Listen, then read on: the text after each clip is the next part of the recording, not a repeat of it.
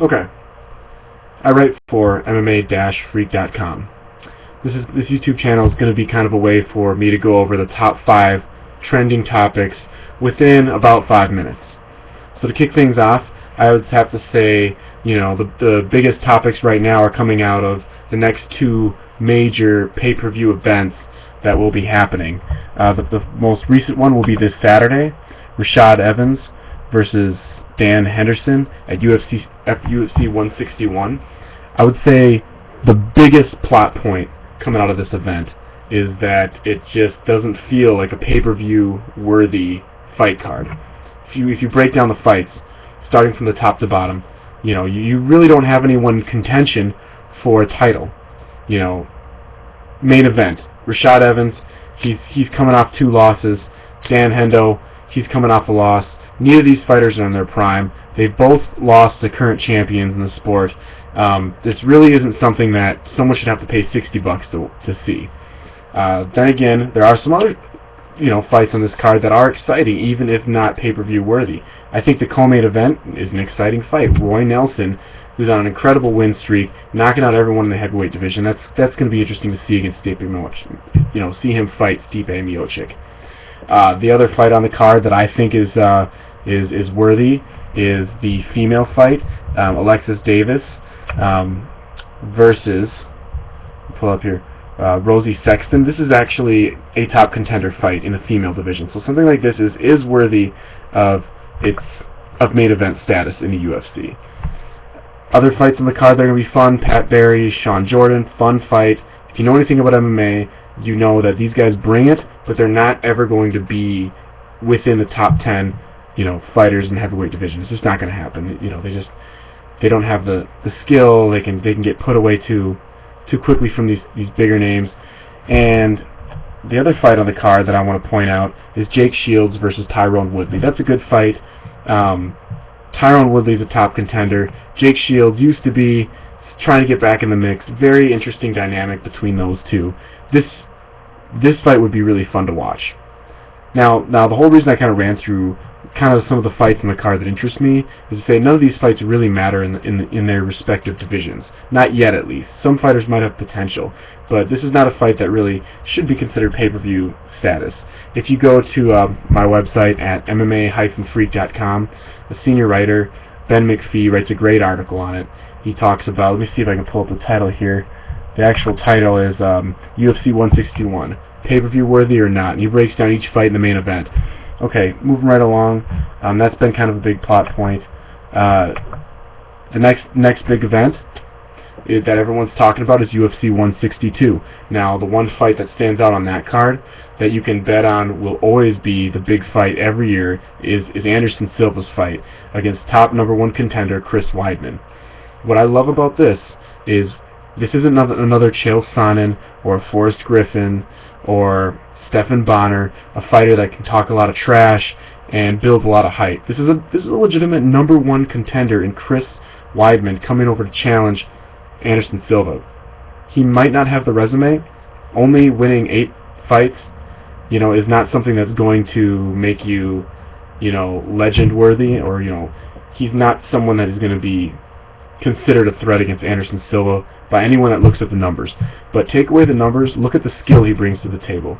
Look at how he maneuvers. Look at how he brought that. It was insane when he fought Mark Munoz, and he came in with this looping, overhand elbow and caught Munoz diving in, just caught him right on the head, dropped him.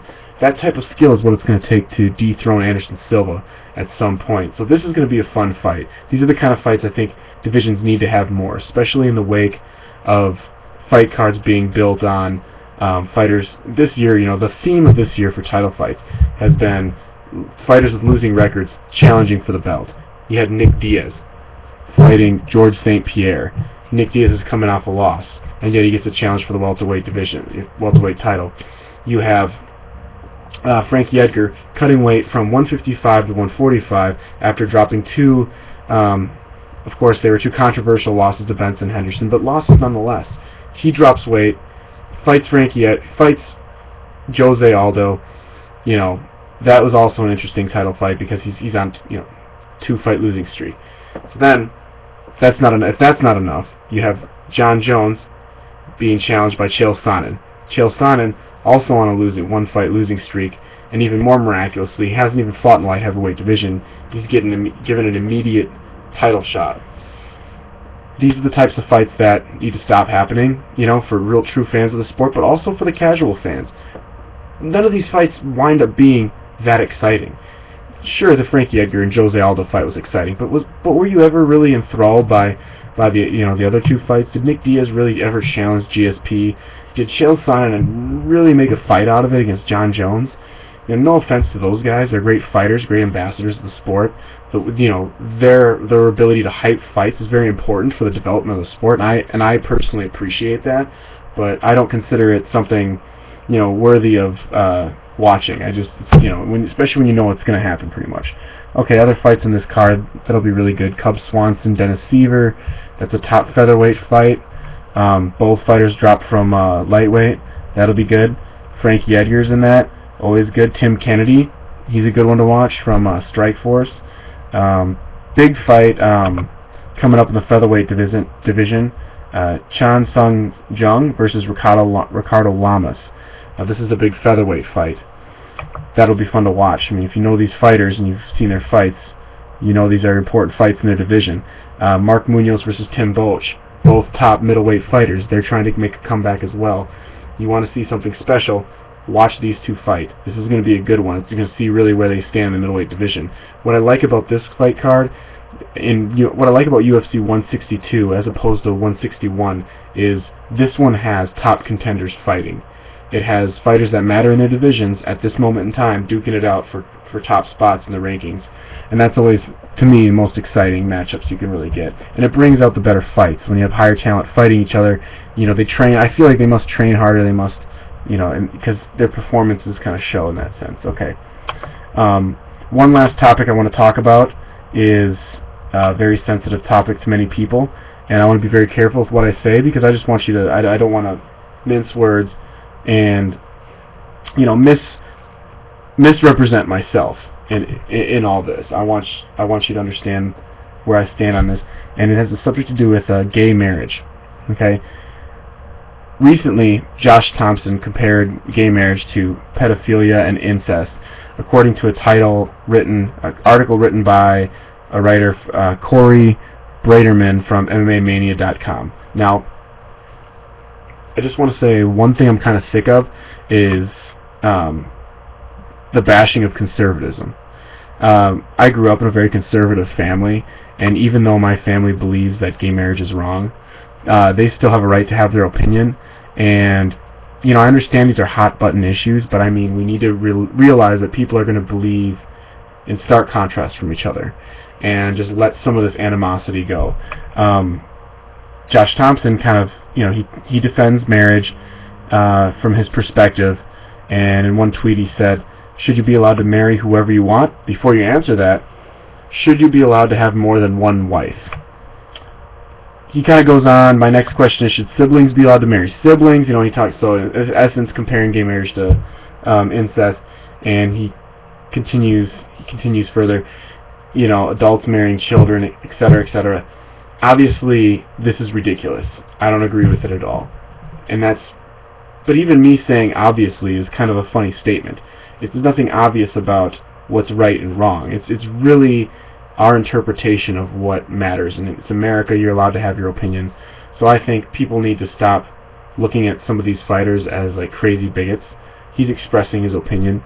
I'd rather hear his opinion than have the media cut his head off, and then he's just going to be fake for the rest of his career. That's important to me, is knowing what someone thinks. That's interesting. I'd rather hear what you think as a human being, regardless if I agree with it or not. But I definitely think it is silly that,